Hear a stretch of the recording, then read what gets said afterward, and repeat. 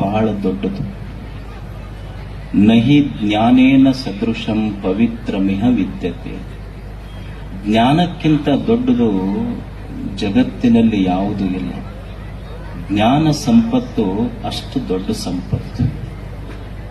ಈಗ ನೀವೊಂದು ಮನೆ ಕಟ್ಟುತ್ತೀರಿ. ನಾವು ಊರು ಬಹಳ ಶ್ರೀಮಂತ ಅಂತ ಹೇಳಿ ನೀವೊಂದು 50 ಲಕ್ಷ ರೂಪಾಯಿ ಮನೆ ಕಟ್ಟಬಹುದು. 50 ಲಕ್ಷ ರೂಪಾಯಿ ಮನೆಗೆ ಖರ್ಚು ಮಾಡಿರಿ. 50 ಲಕ್ಷ ರೂಪಾಯಿ ಖರ್ಚು ಮಾಡಿ ಕಟ್ಟಿದ ಮನೆ ಉದ್ಘಾಟನೆ ಆಗಿದ್ದು ಬಹಳ ಆಶ್ಚರ್ಯ. 50 ಲಕ್ಷ ರೂಪಾಯಿ ಖರ್ಚು ಮಾಡಿ ಕಟ್ಟಿದ ಮನೆ ಉದ್ಘಾಟನೆ ಆಗಿದ್ದು 1 ರೂಪಾಯಿ ಕೊಟ್ಟು ತಂದ ಮೇಣದ ಬತ್ತಿಯ ಬೆಳಕಿನಿಂದ ಮನೆ ಉದ್ಘಾಟನೆ ಆಗ್ತದೆ. ಹಾಗಾದರೆ ಬೆಲೆಯುವುದು ಮನೆಗೋ ಅಥವಾ ಬೆಳಕಿಗೆ?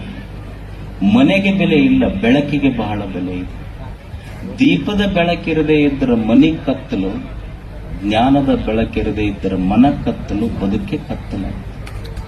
ಜ್ಞಾನ ಅಷ್ಟು ದೊಡ್ಡದು.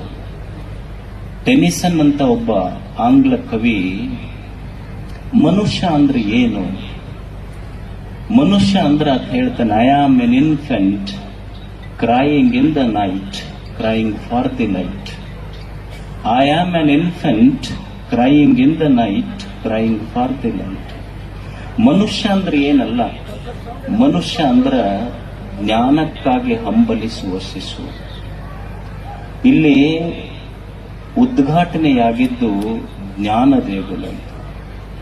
ಜ್ಞಾನ ಬದುಕಿನಲ್ಲಿ ಅಷ್ಟು ಮುಖ್ಯ. ಜ್ಞಾನ ಇಲ್ಲದೆ ಇದ್ದರೆ ಬದುಕಿಗೆ ಬೆಲೆ ಇಲ್ಲ. ಜ್ಞಾನ ಇದು ಅಂತರಂಗದ ಬೆಳಕಿದೆ. ಜ್ಞಾನ ಎಷ್ಟು ದೊಡ್ಡದು ಅಂದ್ರೆ, ಈಗ ನೀವು ನೋಡಿ, ಒಬ್ಬ ಶ್ರೀಮಂತ ದೊಡ್ಡ ಮನೆ ಕಟ್ಟಬಹುದು, ಅರಮನೆ ಕಟ್ಟಬಹುದು. ಒಬ್ಬ ಬಡವ ಗುಡಿಸಿಲೊಳಗೆ ಇರಬಹುದು. ಬಡವ ಗುಡಿಸಿಲಿನಲ್ಲಿ ಮಣ್ಣಿನ ಪಣತೆಯಾಗ ದೀಪ ಹಚ್ಚಬಹುದು. ಶ್ರೀಮಂತ ತನ್ನ ಅರಮನೆಯಲ್ಲಿ ಬಂಗಾರದ ಪಣತೆಯಾಗ ದೀಪ ಹಚ್ಚಬಹುದು. ಶ್ರೀಮಂತ ಅರಮನೆಯಲ್ಲಿ ಬಂಗಾರದ ಪಣತೆಯ ದೀಪ ಹಚ್ಚಬಹುದು. ಬಡವ ಗುಡಿಸಿನಲ್ಲಿ ಮಣ್ಣಿನ ಪಣತೆಯಲ್ಲಿ ದೀಪ ಹಚ್ಚಬಹುದು. ಪಣತಿ ಬಂಗಾರದ್ದಿರಬಹುದು, ಬಡವಂದಿರಬಹುದೇ, ಮಣ್ಣಿನದಿರಬಹುದೇ ಹೊರತು ಬೆಳಕಿಗೆ ಬಡತನ ಶ್ರೀಮಂತಿಕೆ ಇಲ್ಲ. ಬಡತನ ಇರುವುದು ಪಣತೆಗಿರಬಹುದೇ ಹೊರತು ಬೆಳಕು ಬಡವು ಅಲ್ಲ, ಶ್ರೀಮಂತವಲ್ಲ. ಅದು ಬರೀ ಬೆಳಕಷ್ಟೇ. It is just. ಹಾಗೆ ಜ್ಞಾನಕ್ಕೆ ಅದಕ್ಕೆ ಬಡತನವೂ ಇಲ್ಲ, ಶ್ರೀಮಂತಿಕೆಯೂ ಇಲ್ಲ. ನೀವು ಪಣತಿ ಒಡೆದೈತೆ ಅಂತೀರಿ, ಯಾರೇ ಬೆಳಕು ಒಡೆದೈತೆ ಅಂತ ಹೇಳಿವೆಲ್ಲ. ನಾವು ಪಣತಿ ಒಡೆದಿರಬಹುದು, ಬೆಳಕು ಒಡೆದ ಉದಾಹರಣೆಗಳಿಲ್ಲ. ಈಗ ನೀವು ದೀಪ ಹಚ್ಚಿ ಉದ್ಘಾಟನೆ ಮಾಡಿ, ದೀಪ ಹಚ್ಚಬೇಕಾದ್ರೆ ಎಣ್ಣೆ ಕೊಟ್ಟ ಒಂದು ಜಾತಿಯೂ ಇರಬಹುದು, ಬತ್ತಿ ಮಾಡದ ಒಂದು ಜಾತಿ ಇರಬಹುದು, ಹತ್ತಿ ಬೆಳೆದ ಒಂದು ಜಾತಿ ಇರಬಹುದು, ದೀಪ ಹಚ್ಚದವರು ಒಂದು ಜಾತಿ ಇರಬಹುದು. ಆದ್ರೆ ಬೆಳಕು ಬಂತಲ್ಲ, ಬೆಳಕಿಗೆ ಜಾತಿಗಳಿದೆ ಅನ್ನೋದು. ಬೆಳಕು ಬೆಳಕಷ್ಟೇ.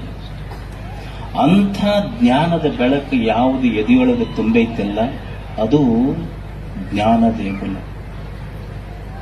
ನಮ್ಮ ಹಿರಿಯರು ಕೋರೆ ಸಾಹೇಬ್ರು ಹೇಳಿದ್ರಲ್ಲಿ, ಸಪ್ತ ಋಷಿಗಳು ಕೇಳಿ ಕಟ್ಟಿದ್ರು. ಜ್ಞಾನಕ್ಕಾಗಿ ಅವ್ರಿಗೆ ಗೊತ್ತಿತ್ತು ಜ್ಞಾನದ ಬೆಲೆ ಎಷ್ಟು ಅಂತ. ಇವತ್ತು ಕೋರೆ ಅವರಿಗೆ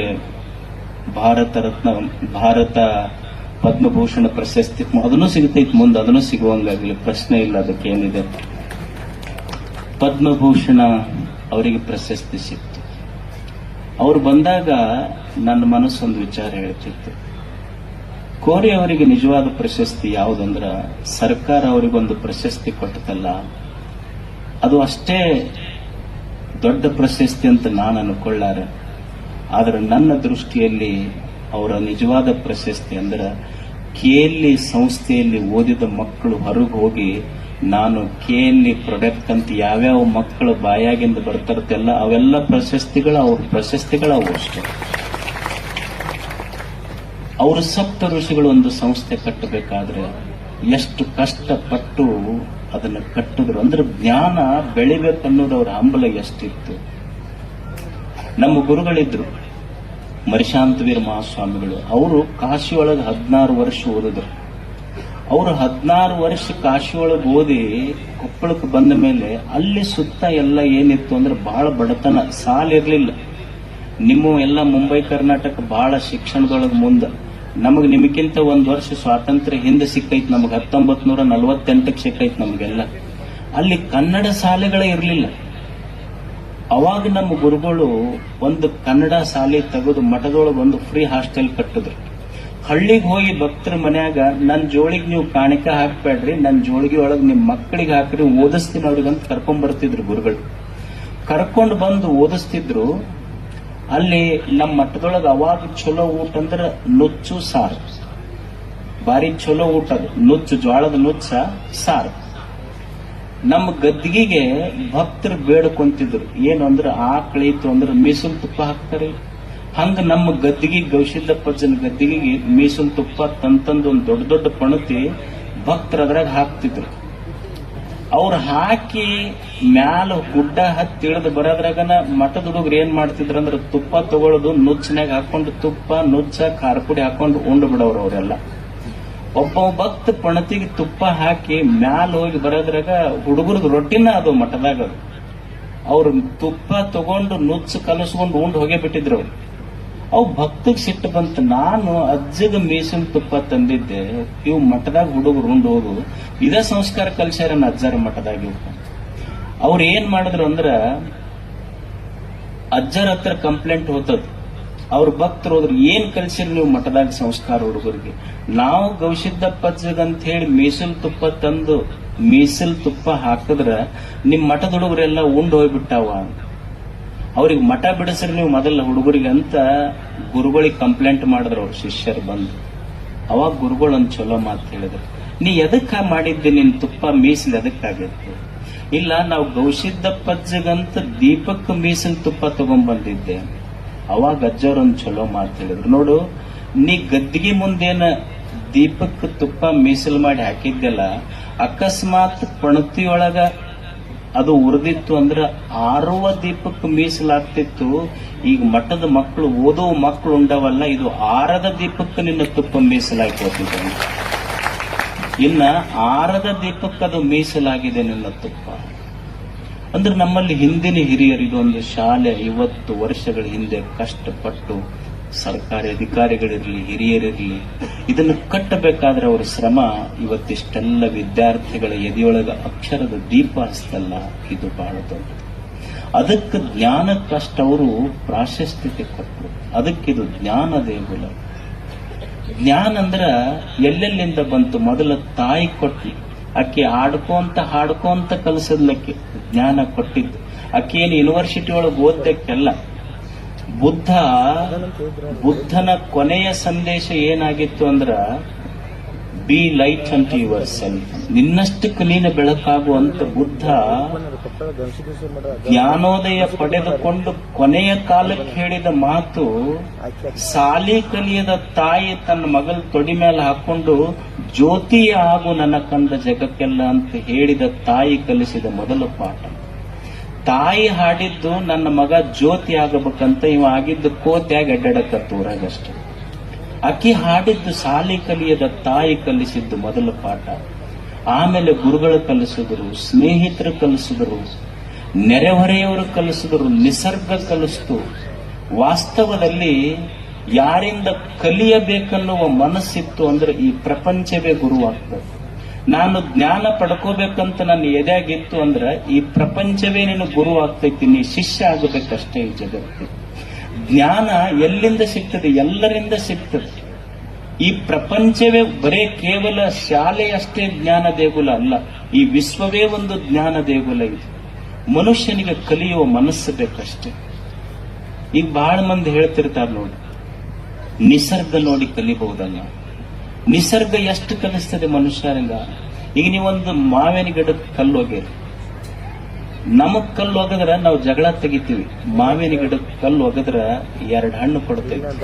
ಒಂದು ಗಿಡ ಏನು ಕಲಿಸಿಕೊಟ್ಟಿತ್ತು ನಮಗಂದ್ರ, ನಮಗ್ ಆಗಲಾರ್ದವ್ರು ನಮಗ್ ಕಲ್ಲು ತೊಗೊಂಡು ಒಗದ್ರು 2 ಚಲೋ ಹಣ್ಣು ಅವ್ರು ಉಡ್ಯಾಗ ಹಾಕುವುದನ್ನು ಕಲಿಬೇಕು ಅನ್ನೋದೊಂದು ಮಾವಿನ ಗಿಡದಿಂದ ಮನುಷ್ಯ ಕಲಿಲಿಲ್ಲ. ನಿಸರ್ಗ ಕಲಿಸ್ತೈತೆ. ನಾವೊಂದು ಆಕಳ ಕಟ್ಟಿವಿ ಮನ್ಯಾಗ, ಆಕಳಕ್ಕೆ ಏನ್ ಕೊಡ್ತೀವಿ ಹೇಳ್ರಿ? ನಾವು ಉಂಡು ಮುಸುರಿ ನೀರು ಹಾಕಿವ ಅದ್ರ ತಾಟಿನೊಳಗೆ, ನಾವು ಉಂಡು ಮುಸುರಿ ನೀರ್ ಅದ್ರ ತಾಟಿನೊಳಗೆ ಹಾಕಿದ್ರು ಆಕಳ ನಮ್ಮ ತಾಟಿನೊಳಗೆ ಅಮೃತದಂತ ಹಾಲು ಹಾಕ್ಬೇಕಲ್ಲ. ನಮಗ್ ಕೆಟ್ಟದ್ದು ಮಾಡಿದವ್ರು ಉಡಿಯೊಳಗೂ ಸಹಿತ ನಾವು ಒಳ್ಳೆ ಇದನ್ನ ಹಾಕಬೇಕಂತ ಒಂದು ಆಕಳ ಕಲಿಸ್ತೈತೆ ಮನುಷ್ಯ. ಈಗ ತಾಯಂದಿರು ಕುಂತೀರಿ, ಕಲಿಬೇಕನ್ನೋ ಮನಸ್ಸಿದ್ರೆ ಎಲ್ಲೆಲ್ಲಿ ಕಲಿತಾನ ಮನುಷ್ಯ. ಈಗ ನೀವು ಅಡಿಗೆ ಮಾಡ್ತೀರಿ, ಅಡಿಗೆ ಮನಿ ನೋಡಿ ಏನು ಜ್ಞಾನ ಪಡ್ಕೋಬಹುದು ಮನುಷ್ಯ. ಈಗ ತಾಯಿ ಅನ್ನ ಮಾಡ್ತೀರಿ, ನೀವೆಲ್ಲ ಅನ್ನ ಹೆಂಗ್ ಮಾಡ್ತೀರಿ? ಕುಕ್ಕರ್ಲೆ ಮಾಡ್ತೀರಿ. ಕುಕ್ಕರ್ ಏನು ಕಲಿಸ್ಕೊಡ್ತೈತಿ ಮನುಷ್ಯಾಗ ಅಂದ್ರ, ನಮ್ಮ ತಳಕ ಯಾರ ಬೆಂಕಿ ಹಚ್ಚಲಿ ಸೀಟಿ ಹೊಡ್ಕೊಂತ ಆರಾಮ್ ಇರ್ಬೇಕು ಕೊಟ್ಟ ಕುಕ್ಕರ್ ಕಲಿಸ್ತೈತಿ ಮನುಷ್ಯ. ನಮಗ್ ಆಗ್ಲಾರ್ದವ್ರು ನಮಗ್ ತಳಕ ಬೆಂಕಿ ಇಟ್ಟರು ಸಹಿತ ಸೀಟಿ ಹೊಡ್ಕೊಂತಿರ್ಬೇಕು ನೋಡಪ್ಪ. ಮಿಕ್ಸರ್ ಏನು ಕಲಿಸ್ತೈತಿ? ಮಿಕ್ಸರ್ ಒಂದು ಕಲಿಸ್ತೈತಿ, ಜ್ಞಾನ ಮಾಡಿ ಕೊಡ್ತೈತಿ. ನಮಗ್ ಆಗ್ಲಾರ್ದವ್ರು ನಮ್ಮ ಹೊಟ್ಟೆ ಖಾರ ಹಾಕಿದ್ರು ಬಾಯಿ ಮುಚ್ಕೊಂಡು ಕೆಲಸ ಮಾಡೋದು ಕಲಿಬೇಕಂತ ಮಿಕ್ಸರ್ ಕಲಿಸ್ಕೊಡ್ತೈತಿ ಮನುಷ್ಯ. ಅಂದ್ರೆ ಕಲಿಬೇಕನ್ನುವ ಮನಸ್ಸಿತ್ತು ಅಂದ್ರ, ಜ್ಞಾನ ಪಡ್ಕೋಬೇಕನ್ನೋದಿತ್ತು ಅಂದ್ರ ಜಗತ್ತಿನ ಯಾವ ಮೂಲೆಗಳಿಂದನೂ ಮನುಷ್ಯ ಕಲಿತಾನೆ. ಜ್ಞಾನ ಪಡ್ಕೋಬೇಕು ಮನುಷ್ಯ. ಜ್ಞಾನದಂಥ ದೊಡ್ಡ ಸಂಪತ್ತು ಯಾವುದೂ ಇಲ್ಲ. ಜ್ಞಾನ ಅಂದ್ರ ಏನು? ಜ್ಞಾನ ಅಂದ್ರೆ ಏನಲ್ಲ. ಜ್ಞಾನ ಅಂದ್ರ ಬಿಡಿಸಿ ತೋರಿಸುವುದು ಯಾವುದು ಸರಿ, ಯಾವುದು ತಪ್ಪ, ಯಾವುದು ಒಳ್ಳೆಯದು, ಯಾವುದು ಕೆಟ್ಟದ್ದು ಸ್ಕ್ಯಾನ್ ಮಾಡ್ತೈತಿ. ಈಗ ನೀವು ಏನೋ ಒಂದ್ ಆಗಿರ್ತೈತಿ, ಕೈಯಾಗೋ ಮೈಯಾಗೋ ತಲೆಯಾಗೋ ಒಂದು ಗಟ್ಟಿ ಆಗಿತ್ತಂದ್ರ ನೀವು ಹಾಸ್ಪಿಟಲ್ಗೆ ಹೋಗ್ತೀರಿ. ಹಾಸ್ಪಿಟಲ್ಗೆ ಹೋದಾಗ ಒಂದು MRI ಸ್ಕ್ಯಾನ್ ಮಾಡ್ತಾರೆ. MRI ಸ್ಕ್ಯಾನ್ನಾಗ ಏನ್ ಗೊತ್ತಾಗ್ತೈತಿ ಅಂದ್ರೆ ಎಲ್ಲಿ ಗಡ್ಡಿ ಐತಿ ಅದನ್ನ ನೋಡಿ ಅದನ್ನ ತೆಗೆಯುವ ಕೆಲಸ ಮಾಡ್ತೈತಿ.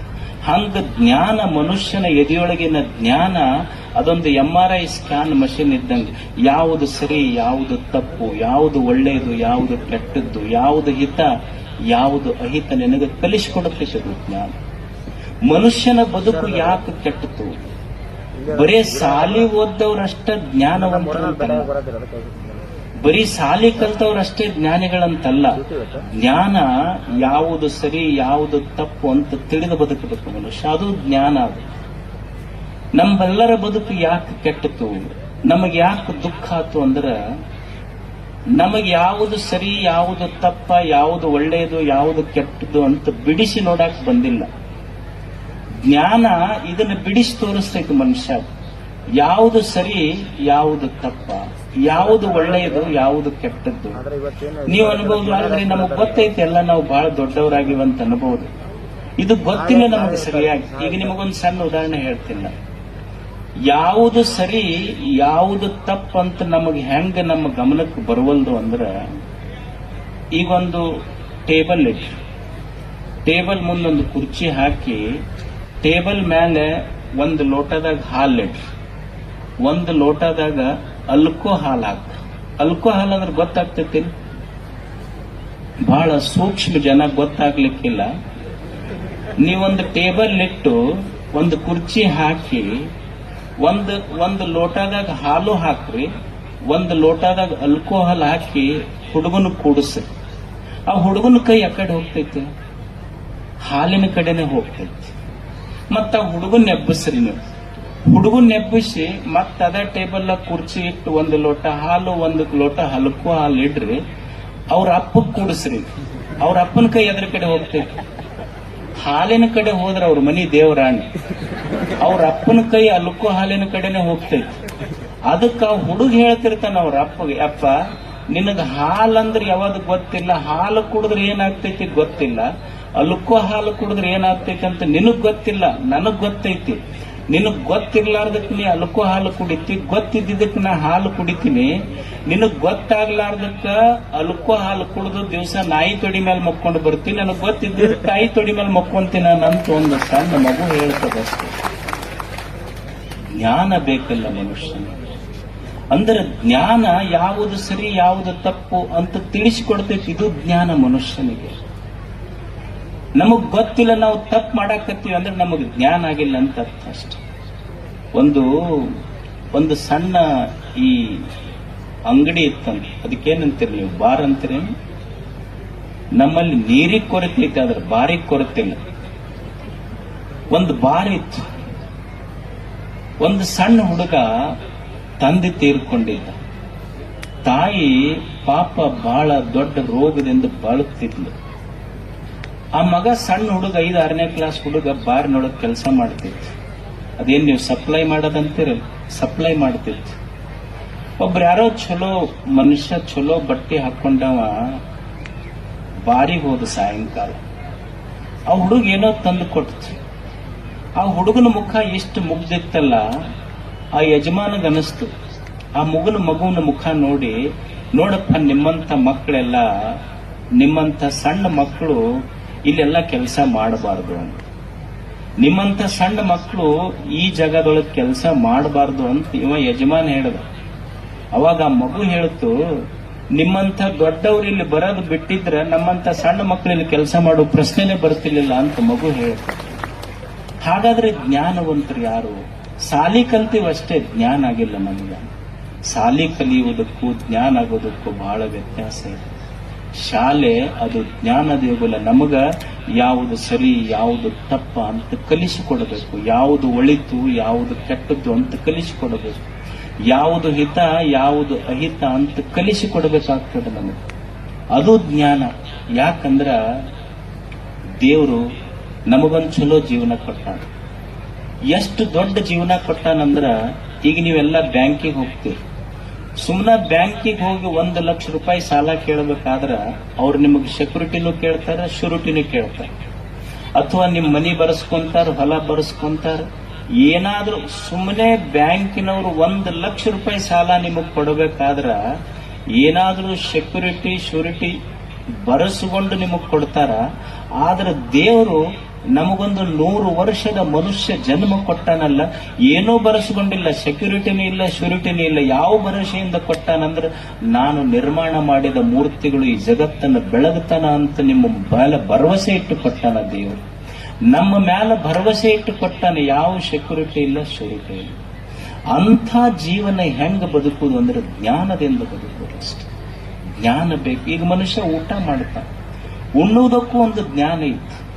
ಹೆಂಗ್ ಉಣಬೇಕು, ಎಂಥದ್ದು ಉಣಬೇಕು ಅಂದ್ರ, ನಾವು ಉಣ್ಣುವಾಗ ತುತ್ತ ತಗೊಂಡು ಬಾಯಾಗಿಟ್ಕೊಳ್ಳೋದಲ್ಲ. ನಾನು ಉಣ್ಣುವ ತುತ್ತು ಬಾಯಿ ಮುಂದಿಟ್ಟುಕೊಂಡು ಮನುಷ್ಯ ಒಂದು ಕ್ಷಣ ಕೇಳಬೇಕಂತ.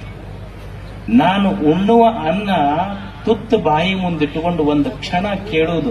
ಏನು ಕೇಳೋದು ಅಂದ್ರ, ನಾವು ಉಣ್ಣುವ ಅನ್ನ ನನ್ನ ಬೆವರಿನ ಹನಿಯೊಳಗೆ ಕುದ್ದೈತೋ ಏನು ಇನ್ನೊಬ್ಬರು ಕಣ್ಣೀರ ಕುದ್ದೈತೋ ಅಂತ ಕೇಳಿ ಊಟ ಮಾಡೋ, ಇದು ಜ್ಞಾನ. ಇದು ಅಂತ ಇದಕ್ಕಿಂತ ದೊಡ್ಡ ಜ್ಞಾನ ಏನು ಬೇಕು? ಬಸವಣ್ಣವರು ಸಾಲಿ ಕಲಿಯದ ಸಾವಿರಾರು ಜನ ಶರಣರಿಗೆ ಇದನ್ನು ಕಲಿಸಿದರು. ಸತ್ಯಕ್ಕ ಅಂತ ಒಬ್ಬ ಶರಣೆ ಇದೆ. ಸತ್ಯಕ್ಕ ಅನ್ನುವಂಥ ಶರಣೆ, ಆಕಿ ಸಾಲಿ ಕಲ್ತಕ್ಕೆಲ್ಲ, ಆಕೆಯ ಎದೆಯೊಳಗ ಬಸವಣ್ಣವ್ರು ಎಷ್ಟು ದೊಡ್ಡ ಜ್ಞಾನ ತುಂಬಿದ್ರು ಅಂದ್ರ, ಆಕೆ ಒಂದು ವಚನ ಬರೀತಾಳೆ. ಸುಮ್ಮನೆ ಸಾರ ಹೇಳ್ತೀನಿ ನಿಮಗೆ. ಸಾಲಿ ಕಲಿಯದ ಸತ್ಯಕ್ಕ ವಚನ ಬರೀತಾಳೆ. ಆಕೆ ಕೆಲಸ ಏನು ಅಂದ್ರೆ ಊರು ಮುಂದಿನ ಕಸ ಹೊಡಿತಿದ್ಲು.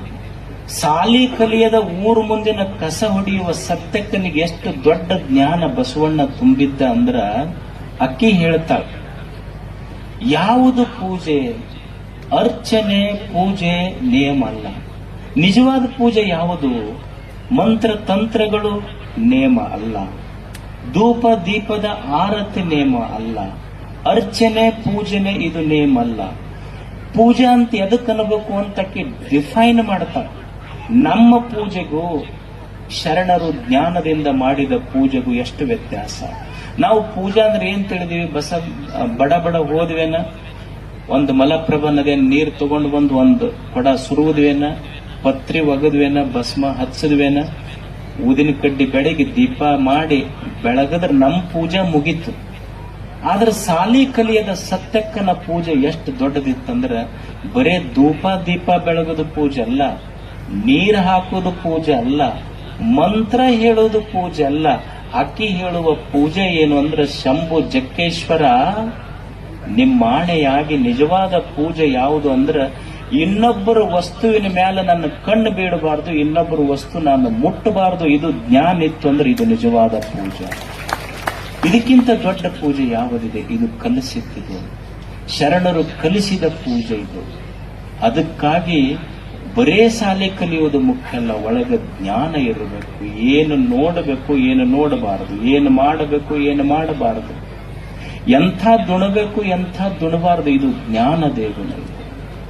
ಜೀವನದ ಮೇಲೆ ಇದು ಸಹಿತ ಒಂದು ಜ್ಞಾನದಿಂದ ಕಟ್ಟಬೇಕಾಗ್ತದೆ. ಜೀವನ ಕಟ್ಟುವುದು ಪ್ರತಿಯೊಂದಕ್ಕೂ ಮನುಷ್ಯನಿಗೆ ಜ್ಞಾನ ಬೇಕಾಗ್ತದೆ. ಜ್ಞಾನ ಇಲ್ಲದೆ ಬದುಕಲಿಕ್ಕೆ ಸಾಧ್ಯ ಇಲ್ಲ. ಜ್ಞಾನ ಇಲ್ಲದೆ ಯಾರೋ ಬದುಕಲಿಕ್ಕೆ ಒಬ್ಬ ರೈತ ಅದಾನ. ರೈತನಿಗೆ ಯಾವ ಭೂಮಿಯೊಳಗ ಏನು ಬೀಜ ಹಾಕಿದ್ರೆ ಬೆಳೆ ಬರ್ತೈತೆ ಅನ್ನುವ ಜ್ಞಾನ ಬೇಕಾಗ್ತದೆ. ಈಗ ಮನ್ಯಾಗ ನೀವು ಸಂಸಾರಿಗಳಿದ್ರಿ, ಸಂಸಾರದೊಳಗೆ ಹೆಂಗ ಬದುಕಿದ್ರೆ ಸಂತೋಷ ಆಗ್ತೈತಿ ಅನ್ನೋ ಒಂದು ಜ್ಞಾನ ಬೇಕಾಗ್ತದೆ. ಈಗ ಮದುವೆ ಆಗಿರಿ ನೀವೆಲ್ಲ, ಜ್ಞಾನ ಒಂದು ಸಂಸಾರ ಒಂದು 50 ವರ್ಷ ಕಟ್ಟಿ ನಡೆಸಬೇಕಂದ್ರೆ ಹಗರಿಲ್ಲ. ಒಬ್ಬರೊಂದು ಇಂಗ್ಲಿಷ್ನೊಳಗೊಂದು ಮಾತು ಹೇಳ್ತಾರೆ, having a wife is A part of living, living with her is an art of living ಅಂತ. ಅಂದ್ರೆ ಒಂದು ಸಂಸಾರ ನಡೆಸಬೇಕಾದ್ರೂ ಜ್ಞಾನ ಬೇಕಾಗ್ತೈತಿ. ಜ್ಞಾನ ಇರದೇ ಇದ್ರ ಸಂಸಾರವೂ ಕೆಡ್ತೈತಿ. ಒಬ್ಬನಿಗೆ ಜ್ಯೋತಿಷಿಗಳ ಹತ್ರ ಹೋದ್ನಲ್ಲಿ, ಅವ ಜ್ಯೋತಿಷಿಗಳಿಗೆ ಹೇಳ್ದ, ಇಲ್ರಿ ನಮ್ಮದು ಬಹಳ ಸಮಸ್ಯೆ ಐತಿ ಸಂಸಾರದೊಳಗೆ. ಏನ್ ಸಮಸ್ಯೆ ಐತಿ? ಏನ್ ನಮ್ಮ ಮನೆಯವ್ರು ಅಡಿಗೆ ಮಾಡ್ತಾರ ಒಟ್ಟು ರುಚಿ ಹತ್ತಲ್ಲ ಉಂಡಿದ್ ನನಗಂತ. ಅವ್ರು ಏನ್ ರುಚಿನ ಸ್ವಾದ ಇರೋದಿಲ್ಲ ಅಡಿಗೆ ಮಾಡಿದ್ದು. ಅವ್ರ ಜ್ಯೋತಿಷಿಗಳಂದ್ರು, so I am also in the same problem, ನಮ್ಮ ಮನೆಗೂ ಇದು ಸಮಸ್ಯೆ ಐತಂದ್ರು. ಇದು ಎಲ್ಲರ ಮನೆಗೂ ಸಮಸ್ಯೆ ಐತು. ಅಲ್ರಿ ಏನ್ ಮಾಡ್ಬೇಕು ಇದಕ್ಕ? ನೋಡಪ್ಪ, ಇದು ಎಲ್ಲರ ಮನೆ ಸಮಸ್ಯೆ ಐತಿ. ಏನ್ ನಿಮ್ ಮನೆಯವ್ರು ಅಡಿಗೆ ಮಾಡಿದ್ದು ರುಚಿ ಹತ್ತೋದಿಲ್ಲ ಅಂತ ಹೇಳಿ ನೀ ಕಂಪ್ಲೇಂಟ್ ಹೇಳುವಂತದ್ದೇನಿಲ್ಲ. ಇದು ಎಲ್ಲರ ಮನೆ ಸಮಸ್ಯೆ ಐತಿ. ಇದಕ್ಕ ಒಂದೇ ಸೂತ್ರ ಐತಿ, ಒಂದೇ ಸರಳ ವಿಚಾರ ಏನು ಅಂದ್ರ, ಅವ್ರು ಏನಾರ ಮಾಡ್ಲಿ ಹೆಂಗಾರ ಮಾಡ್ಲಿ ಬಹಳ ರುಚಿ ಆಗೈತಿ ಅಂತ ಹೇಳ್ಕೊಂತ ಹೋಗ್ಬೇಕಷ್ಟ. ಅಡಿಗೆ ಹಿಂಗ್ ಹೇಳ್ಕೊಂತ ಹೋದೆ ಅಂದ್ರ ಅಡಿಗೆ ರುಚಿ ಆಗ್ಲಿ ಬಿಡ್ಲಿ ಪ್ರಶ್ನೆ ಇಲ್ಲ, ಸಂಸಾರ ರುಚಿ ಆಗುತ್ತೋ ತಮ್ಮ ಅಂತ ಹೇಳಿ ಕಳಿಸಿದ್ರು. ಅದಕ್ಕೆ ಅವ ಮನಿಗ್ ಬಂದ ಕೂಡಲೇ ಅವತ್ತ ಅವ್ರ ಹೆಣ್ಮಕ್ಳು ಹೋಳಿಗೆ ನೀಡಿದ್ರು. ಇದು ಒಂದು ತುತ್ತು ಉಂಡ ಕೂಡಲೇ ಅವ್ರು ಹೇಳಿದ್ರಲ್ಲ, ಹೇಳ್ದೇವ್ ಏನ್ ರುಚಿ ಆಗೈತಿ ಇವತ್ತು ಹೋಳಿಗೆ ಅಂತ. ಅವ್ರ ಬಳಿ ಏರಿಸಿ ಕಪಾಳಕ್ಕೆ ಕೊಟ್ರು. 25 ವರ್ಷ ಕುದಿಸಿ ಹಾಕಿ ನಿನಗ ಒಂದ್ ದಿವ್ಸ ರುಚಿ ಅನ್ಲಿಲ್ಲ, ಇವತ್ತೊಂದ್ ದಿವ್ಸ ಮಗ್ಗಲ ಮನಿ ಹಾಕಿ ಹೋಳಿಗೆ ಮಾಡಿ ಕೊಟ್ರೆ ಇಷ್ಟು ರುಚಿ ಆಗ್ತದೆ.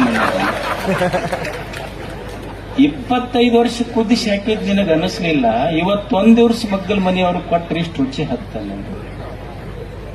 ಅಂದ್ರ ರುಚಿ ಆಗಬೇಕಾದ್ರೆ ಸಂಸಾರ ನಡೆಸಲಿಕ್ಕೂ ಜ್ಞಾನ ಬೇಕಾಗ್ತೈತಿ. ಜ್ಞಾನ ಇರ್ಲಿಲ್ಲ ಅಂದ್ರೆ ಮತ್ ನೀವು ಎಲ್ಲರೇ ಹಿಂಗ ಹಾಕೊಂಡು ಹೋಗ್ಬೇಕಾಗುತ್ತೆ.